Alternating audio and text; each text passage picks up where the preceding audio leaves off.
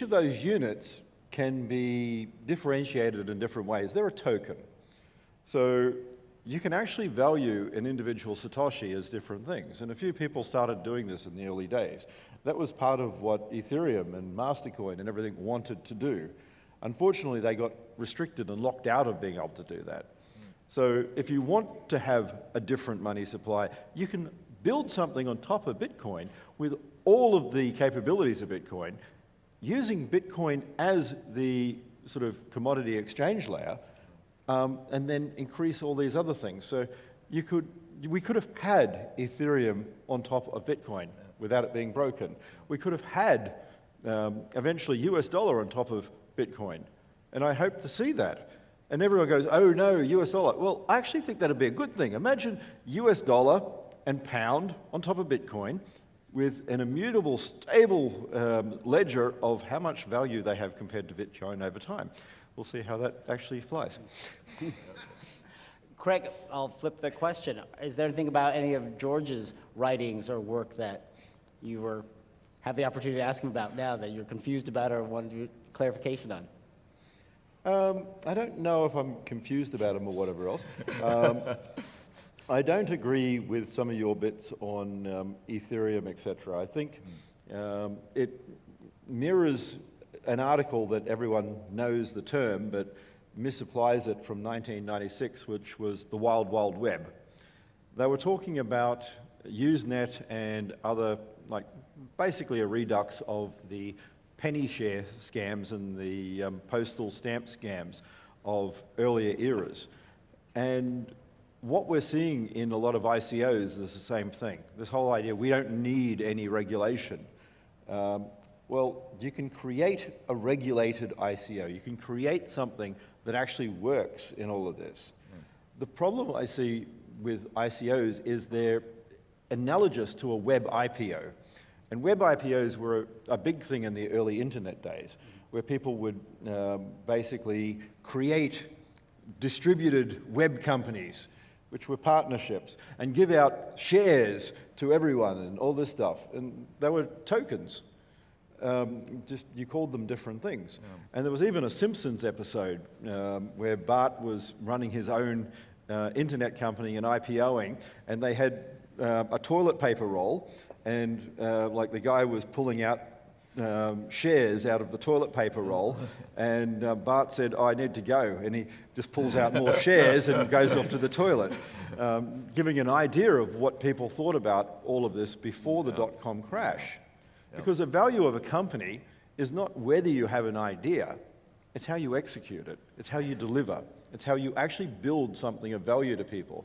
So going up there and going, I've got an idea, I can have this rideshare taxi company that allows people to basically have no controls or responsibility, so that occasionally women can get raped in the back of cars and I can go, not my fault. You can say that's a great idea. And that's probably why they're about to lose their license and whatever else here in London.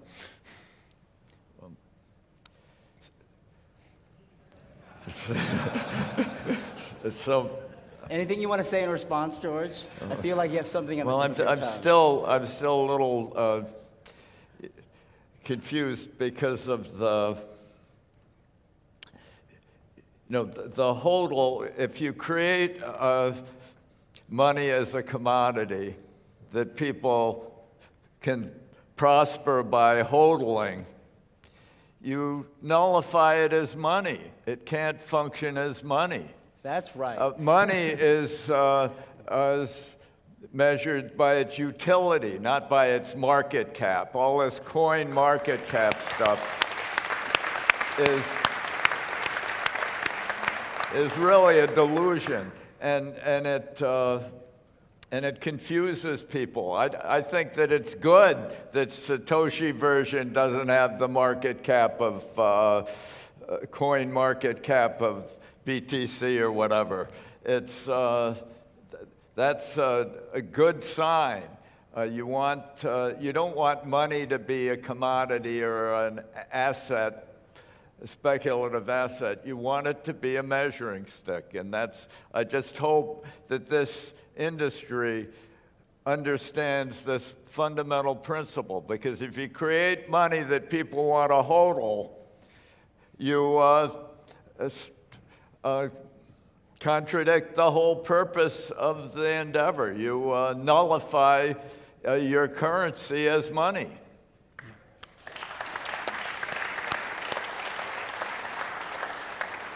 I agree. What people fail to understand is it comes down to usage. Velocity needs to increase and use needs to increase. Yeah. And all these sort of arguments going, you can't do that with Bitcoin. That would be wrong. You're spamming the network. That's why we have fees. I said in the early day, like someone said, what if we put a Lady Gaga video on the blockchain? And my answer to that was, that's why I put fees. That's simple. If you want to pay that much money to have Lady Gaga remembered forever, go for it. So as we wrap up this conversation, I have a question for each of you. If you could be the other person for one day, what would you do? George? If you could be Craig for a day. If I could be Craig for it, well, that'd be pretty great. 20, how old are you, Craig? 49. I'd win a lot of races. I'd be running 17-minute 5Ks again. He doesn't run that fast. Craig, what about you? If you could be George for a day. What book should I write, Craig? Yeah, what book should he write? Yeah.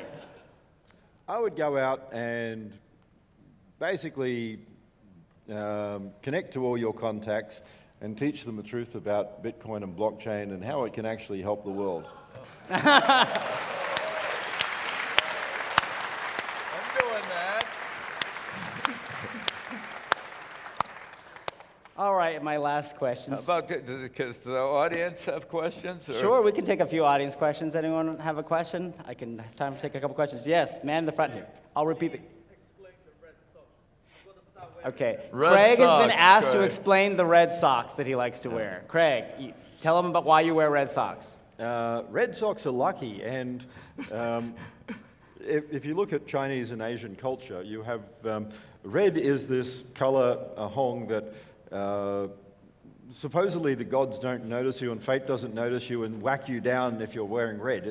It's this thing that's why they wear it on New Year's and everything like that, because while you're in red, the fates don't seem to notice you so much and smack you, but it's totally wrong, I can tell you. I keep wearing red and all this crap happens. Now he has Red Sox groupies. Anyone got a question for George? More questions. Yes.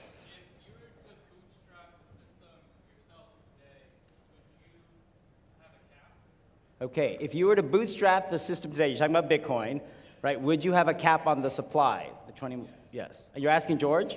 No. Okay. Why not? No, I'd fix the price. You don't want the price to be changing in response to conditions as if it's a commodity. Money can't be part of what it measures. If money is a commodity, it suffers all the circularity of self-referential logic that Gödel and Turing and all the great computer scientists exposed. Money is dependent, has to have an oracle outside itself to allow it to become an effective measuring stick, and that's really the challenge. Right. I saw a hand over there. I'll just interrupt and say there's one problem with that. Who then determines what price is? Who determines what the basket of goods are? And that's the problem with central banks right now. So, sorry, just saying, as soon as you do that, you then have to say, well, this is valuable versus this is valuable. And when central banks do that, well, they say, right now, we think this is what people buy, and this is what a computer is that the average person wants. And in 5 years' time, it'll be utterly different, and they'll go, we were wrong, and they'll change it. So I then have to become an issuer, and over time, I have to keep adjusting the system, and I have to keep tinkering, and... George, what do you say about that? You fixed the amount of Bitcoin, 21 million. units. You could fix the price of Bitcoin.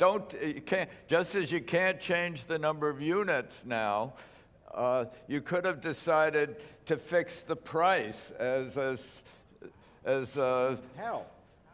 I don't have that solution. well, with gold is the successful example throughout human history. I think digital gold, which was what you endeavored to create, well, didn't you say you wanted to create digital gold? No. Oh, okay. I said I hate digital gold. I mean, I didn't say digital gold. That's all these other people.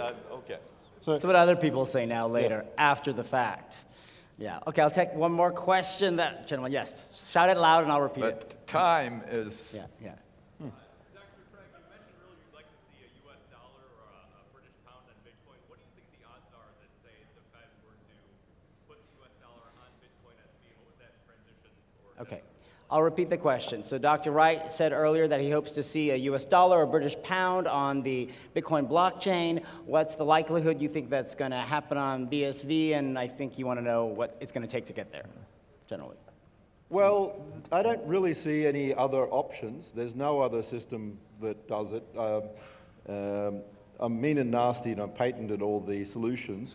I mean, yes, the Fed could actually still pay me for licensing the patents, but in a way that's actually still a good thing because that brings a whole lot of money into BSV and the American dollar still subsidizes Bitcoin. So, I mean, you've got an option of them using Bitcoin and scaling and doing FedCoin, or they can use my technology and they can subsidize Bitcoin. I don't mind either way. Okay. All right.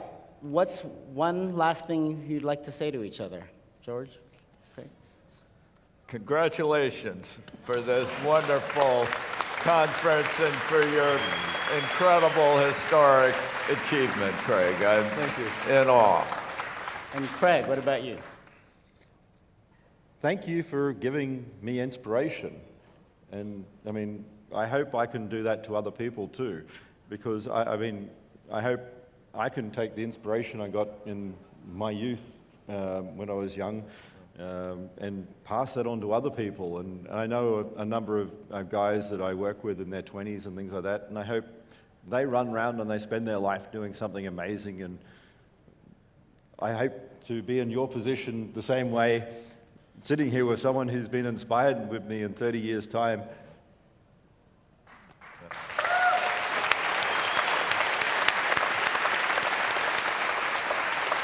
Speaking of that, I thought it appropriate that we take Craig's book, Satoshi Vision, the writings of Craig Wright, The Art of Bitcoin, and I think you should autograph a copy for Mr. Gilder. Oh, thank you.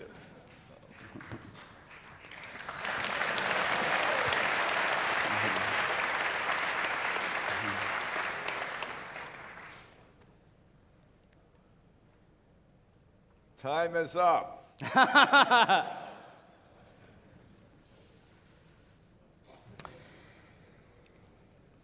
While he's doing that, let's give them both a wonderful round of applause.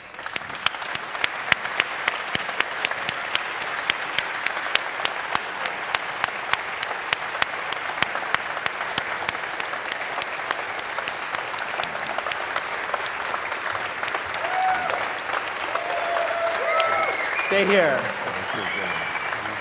Hold that. Thank you.